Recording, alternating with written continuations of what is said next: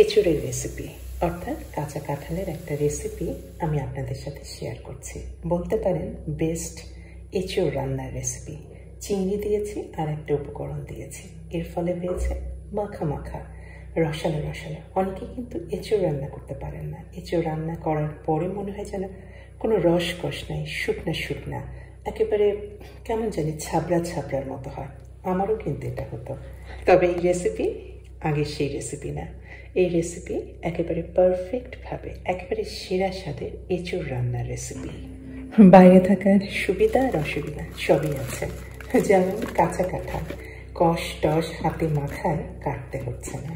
এই কাঁচা কাঁঠাল একেবারে কুটা বাছা করে এরকম ছোট ছোট টুকরা করাই আছে, হালকা সেদ্ধ করা আছে। তবে এই রান্নায় কিন্তু কাঁচা কাঁঠাল একদম 100% সেদ্ধ করে নিতে হবে। এই কারণে কিছুটা পানি দিয়ে আমি কাঁচা কাঁঠালটা একদম ভালোভাবে সেদ্ধ করে নিচ্ছি।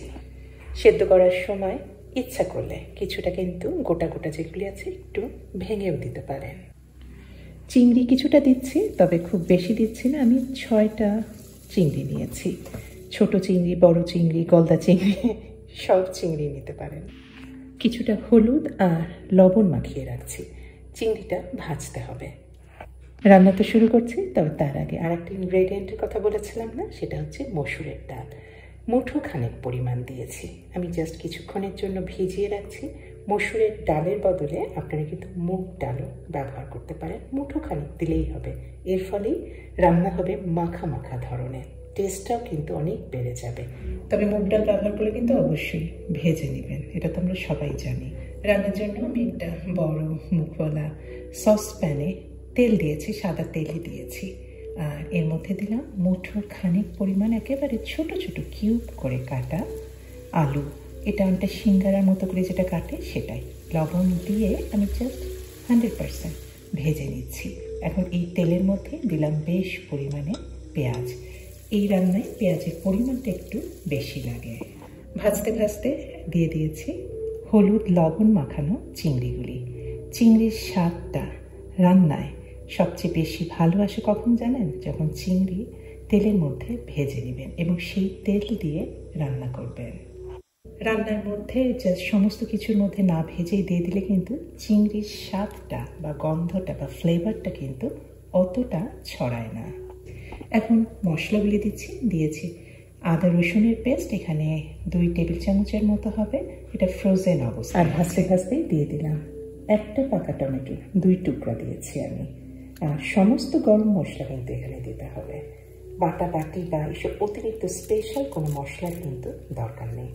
ওই তো দারচিনি, তেজপাতা, আমি একটা স্টার আনিসও দিয়েছি, আর কিছু এলাচ আর লবঙ্গ, আর কালো মশলা, ধনে গুঁড়া আর জিরা গুঁড়া দিয়ে পানি দিয়ে এই মশলাটাই খুব ভালোভাবে কষিয়ে নিচ্ছি। ভালোভাবে তো কষানো হয়ে গেছে, তেলটা ছেড়ে দিয়েছে। এখন দিয়ে দিলাম ভেজানো মসুরের ডালটা।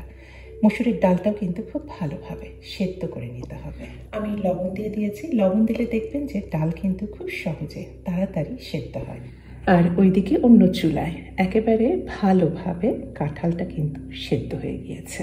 ডাল যাতে ভালোভাবে সেদ্ধ হয় সেদিকে খেয়াল রাখবেন, ভালোভাবে কিন্তু পানি দেবেন। ডাল ভালোভাবে সেদ্ধ হয়ে গিয়েছে। এখন দিচ্ছি হলুদ মশলাটা, মানে হলুদের গুঁড়া। পরে দিয়েছি, আমি জিরা বা ধনের মধ্যে দিইনি, ফলে এই হলুদের রঙটাই কিন্তু শেষ পর্যন্ত থেকে যাবে।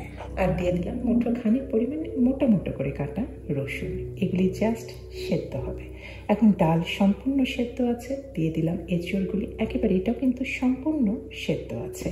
যেই ভুলটা সবাই করে, এঁচোড় সেদ্ধ করার জন্য যথেষ্ট পরিমাণে পানি দিয়ে দেয়, বা এই সেদ্ধ এঁচোড়েও কিন্তু পানি দিয়ে দেয়।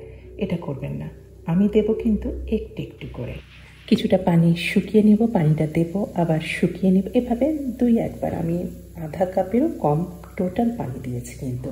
আর এতে হবে কি, এঁচোড়ের না টেক্সচারটা খুব সুন্দর থাকবে, একেবারে গ্যালগ্যালে ধরনের হবে না, একদম মাখা মাখা হবে, স্বাদটা দারুণ হবে। আর একটা উপকরণ দিয়েছি, সেটা হচ্ছে একটু লেবুর রস চিপে দিয়েছি। ইচ্ছা হলে আপনারা এটা দিতে পারেন, এটা অপশনাল। তবে একটু লেবুর রসের টক টক ভাবটা কিন্তু এঁচোড় রান্নায় খুব ভালো যায়। আর দিয়ে দিয়েছি স্বাদ অনুযায়ী লবণ তো দেওয়াই হয়েছে। আর দিয়ে দিলাম আলু আর চিংড়ি ভাজাগুলো। আর একটাই মশলা দিচ্ছি।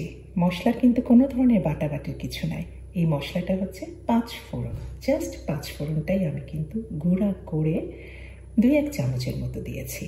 আর একটা জিনিস না দিলে নাই, আমি রান্নায় কিন্তু কখনোই গুঁড়া শুকনা লাল মরিচ ব্যবহার করি না, কারণ আমি পছন্দ করি হলুদ রঙটা এঁচোড় রান্না। এই জন্যই মন ভরে, একেবারে প্রাণ ভরে দিয়েছি কাঁচামরিচ।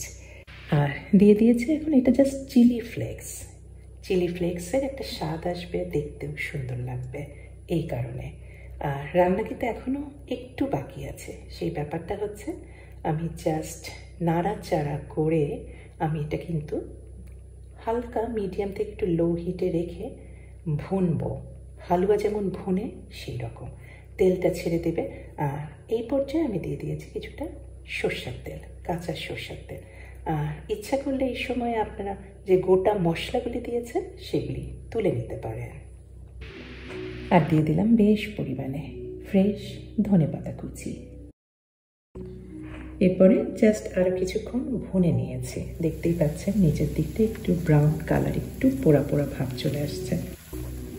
এইভাবেই রান্না করবেন, সবাই পছন্দ করবেন। মাখা মাখা সেরা স্বাদের এঁচোড় রান্না। আজকে এই পর্যন্তই। সবাই ভালো থাকবেন। আল্লাহ হাফেজ।